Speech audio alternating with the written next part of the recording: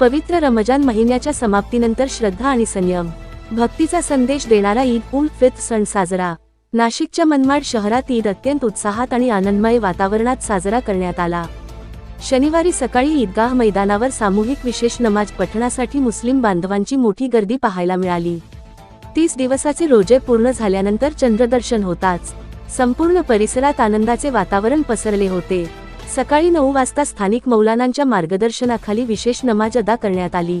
देशात शांतता, प्रगती आणि एकोपा नांदावी, सामाजिक सलोखा टिकून राहावा यासाठी सामूहिक दुवा करण्यात आली. नमाजानंतर मुस्लिम बांधवांनी एकमेकांना गळाभेट देत ईद मुबारकच्या शुभेच्छा दिल्या. लहानांपासून मोठ्यांपर्यंत सर्वांच्या चेहऱ्यावर आनंद दिसून येत होता.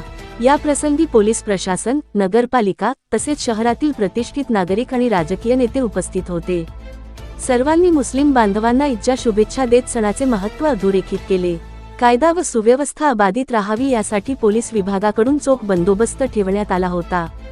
कोणताही अनुचित प्रकार न घडता ईदचा सण शांततेत, सलोख्याने आणि उत्साहपूर्ण वातावरणात पार पडला.